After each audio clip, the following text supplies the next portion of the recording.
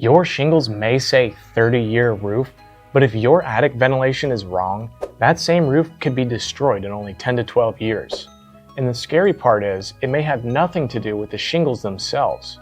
It may have nothing to do with a hailstorm, and it may have nothing to do with the manufacturer. The problem could be sitting underneath your roof inside your attic. Because one of the leading causes of premature roof failure is poor attic ventilation. And in this video, we're going to break down the actual science behind how bad ventilation system cooks your roof from the inside out.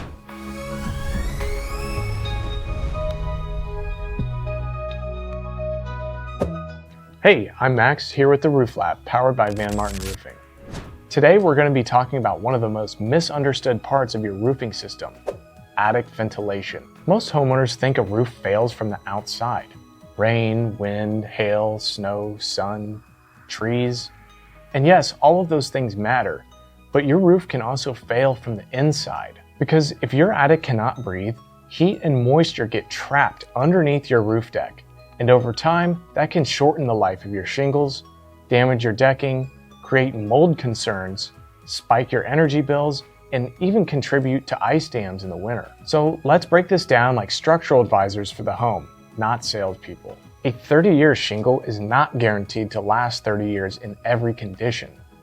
That number assumes the roofing system is installed perfectly, maintained properly, and vented correctly.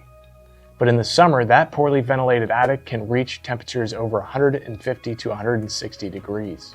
That extreme heat radiates upwards through the roof decking and starts cooking the shingles from underneath. So instead of only taking heat from the sun above, the shingle is getting hit from both sides, sunlight from the top and superheated attic air from the bottom. And over time, that heat breaks down the adhesives that hold the shingle together. The asphalt becomes brittle, and the fiberglass mat can crack through a process called thermal crazing. And the protective granules on the surface start falling off prematurely. And that's how a roof that was supposed to last decades can start failing in just 10 to 12 years. Not because the homeowner bought the worst shingle, but because the attic wasn't vented properly. And here's why most people get ventilation wrong. Because they only focus on the exhaust ventilation. That means those ridge vents or box vents, or vents anywhere near the top of the roof. But ventilation is not just about letting the hot air out. It's a fluid dynamic system. For the air to leave the attic, new fresh air has to enter the attic. That means you need intake at the bottom and the exhaust at the top. And a properly balanced ventilation system needs a minimum of a 50-50 balance between the intake and the exhaust ventilation. The intake usually happens at the soffit vents, down by the eaves of your home. Cooler outside air enters through the soffits, travels up the underside of the roof deck, and then exits through the ridge or exhaust vents near the top. That is the system working correctly. But here's the trap. The most common failure point is blocked off soffit vents. This often happens when insulation contractors or DIY homeowners blow insulation into the attic and accidentally cover the vents at the eaves. Once those soffit vents are blocked, the attic is basically suffocating. The exhaust vents are still there, but they're starved for fresh air. And when exhaust vents cannot pull fresh air from the outside, they start pulling air from wherever they can get it. Sometimes that means they pull air-conditioned air from the living space down below. And that air you already paid to heat or cool. So now the roof ventilation also becomes an energy bill problem too. Another mistake homeowners make is thinking more vents automatically means better ventilation. They'll say, I want the maximum airflow, so let's put in a power fan, a ridge vent, and gable vents. That sounds logical, but physics does not work in that way. Air is always going to take the path of least resistance. So if you mix exhaust vent pipes, like pairing a power attic fan with a passive ridge vent fan, the fan may not pull air from the soffits like it's supposed to. Instead, it pulls air from the closest hole. And that closest hole might be the ridge vent right next to it.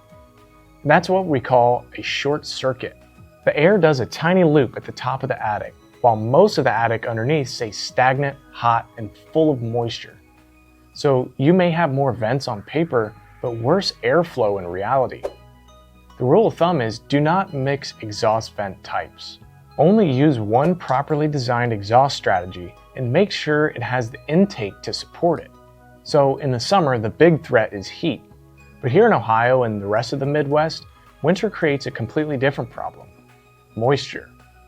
A family of 4 can generate gallons of water vapor every week just from normal everyday life. Things like showering, cooking, laundry, even breathing.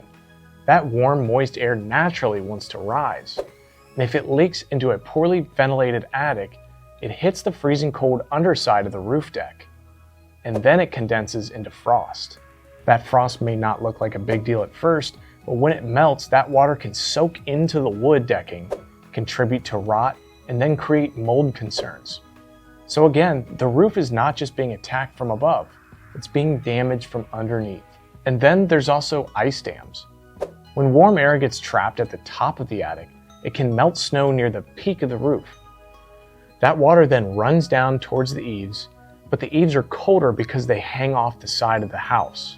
Since it's not warm enough at the edge, the water refreezes and then creates an ice dam.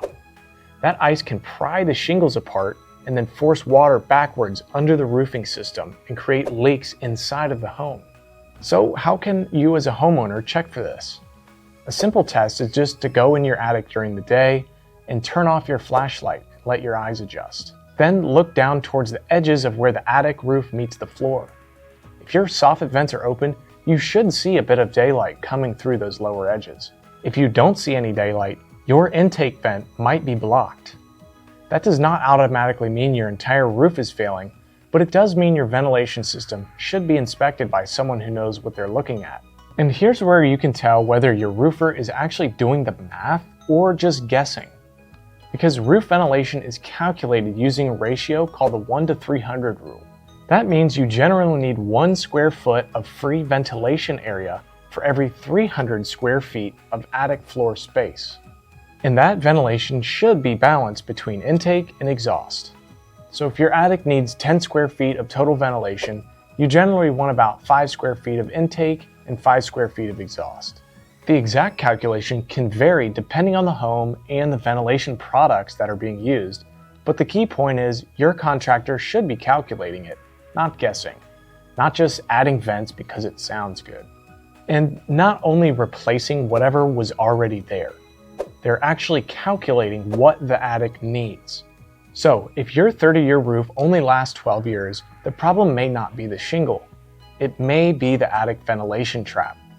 Poor ventilation can cook shingles from the inside, block airflow at the soffits, short circuit when exhaust types are mixed, trap moisture through the winter, rot decking, create mold concerns, and contribute to ice dams. The roof you see from the street is only part of the system.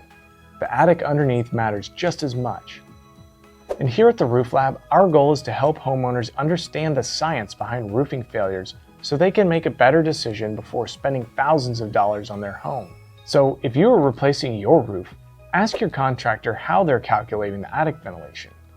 Ask whether your soffit vents are open, ask what exhaust systems they're using, and ask whether the intake and exhaust are balanced. Because a roof can only last as long as the system underneath allows it. And thanks for watching the Roof Lab. We have new videos coming out every week, so stay tuned and we'll see you in the next one.